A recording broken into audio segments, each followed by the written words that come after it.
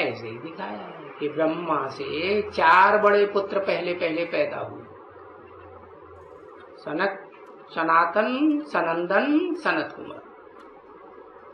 सबसे छोटे सनत कुमार, और बाकी फिर उससे बड़े। तो कौन संसार के सामने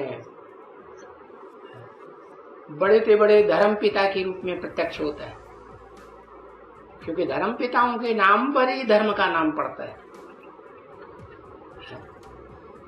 क्राइस्ट के नाम पर क्रिश्चियन धर्म, बुद्ध के नाम पर बौद्ध धर्म, मोहम्मद के नाम पर मुस्लिम धर्म। तो ऐसे ही जो पुराने से पुराना कहा जाने वाला सनातन धर्म है, उसका बाप कौन होना चाहिए, क्या नाम होना चाहिए? क्या नाम होना चाहिए? सनत कुमार। अच्छा चलो भाई देखो अब मैं क्या करता हूँ। आध्यात्मिक विद्यालय वाले कहते हैं कि सनातन धर्म का धर्मपिता सनत कुमार है, लेकिन सनत कुमार ना तो कोई धर्मपिता है और ना ही आधारमूर्त है। वो तो स्वयं ब्रह्मा के मानस पुत्रों में एक पुत्र है। और धर्मपिता कहते हैं जो पवित्र आत्मा परमधाम से आते हैं और धर्म की स्थापना करते हैं। जैसे बुद्ध की आत्मा सिद्धार्थ में प्रवेश करके बौद्ध धर्म स्थापन करती है, यहाँ बुद्ध धर्मपिता हो गए और सिद्धार्थ आधारमूल हो गए। आप यहाँ से समझ पाएंगे कि धर्मपिता बुद्ध के नाम पर बौद्ध धर्म नाम पड़ा है, ना कि सिद्धार्थ के नाम पर।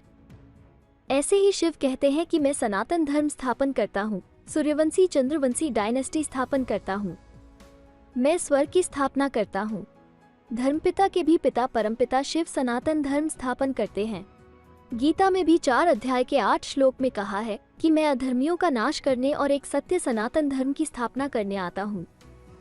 यहाँ लिखा है कि मैं आता हूँ, इसका मतलब जरूर वे इस दुनिया में नहीं है, तभी लिखा है कि मैं आता हूँ।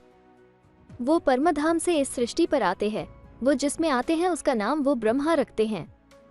ब्रह्म जोड़ा, ब्रह्म कहा जाता है ईश्वर को, यानी ईश्वर जिसमें आते हैं उसको ब्रह्मा कहते हैं। इसीलिए शिव धर्म पिता के भी पिता हो जाते हैं, जो ब्रह्मा द्वारा नई दुनिया स्वर्ग की स्थापना करते हैं, और इसीलिए शिव के नाम पर सनातन धर्म होता है।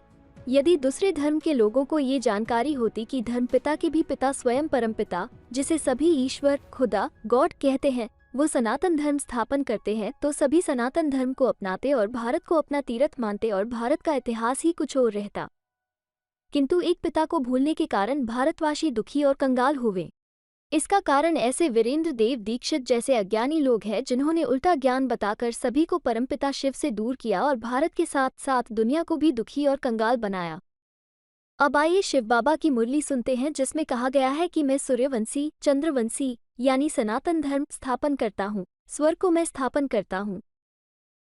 जो भी अनेक मनुष्यों के धर्म है वो सभी न होंगे, क्योंकि तुम आज सनातन देवी देवता धर्म की स्थापना में कार्य कर रहे हो ना, तो फिर दूसरा नहीं होगा। तो जब अकेला धर्म होते दूसरे नहीं होते, जब दूसरे हो जाते हैं, बहुत हो जाते हैं, शुरू होते हैं, द्वापर से दूसरे धर्म शुरू होते हैं। जब दूसरे धर्म शुरू हो जाते हैं तो फिर ये धर्म बदल जाते हैं। ये देखो ड्रामा का कैसा राज रखा हुआ है, तुम बच्चे समझ सकते हो, अभी बाप बेटे से समझाते हैं नहीं, तो ये भी तो समझना चाहिए नहीं। कब बहुत जन्म आ जाते हैं, एक धर्म ये गुम हो जाते हैं, तो बहुत जन्म आने शुरू हो जाते हैं द्वापर से।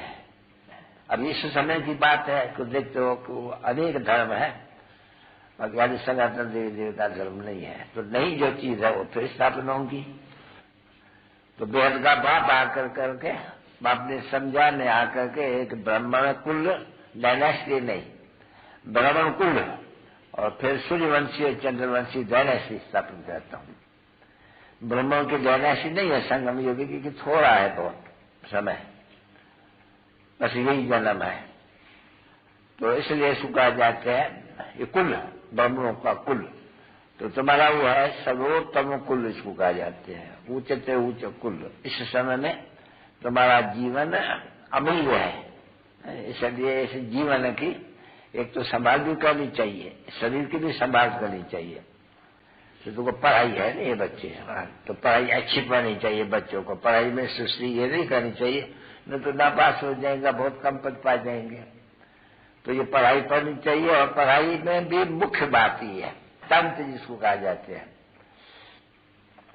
कि बाप को याद करो। जब भी प्रदर्शनी या इसमें अपने सेंटर में भी उनको पहले ये बाबा को याद करो, क्योंकि बच्चे ऊंचे से ऊंचा है नहीं, तो ऊंचे को याद करना चाहिए, उनसे कम को थोड़ी किसको याद करना चाहिए। तो ऊंचे से ऊंचा भगवान है, तो भगवान ही तो नई दुनिया का स्थापन करने वाला है ना बच्चे हैं, तो बस उनको याद करने से इनको बाप भी कहते हैं ना, मैं नई दुनिया स्थापन करता हूँ ना, स्वर्ग को मैं स्थापन करता हूँ नहीं, इसलिए तो मुझे याद करो तो तुम्हारा पाप कट जाएगा।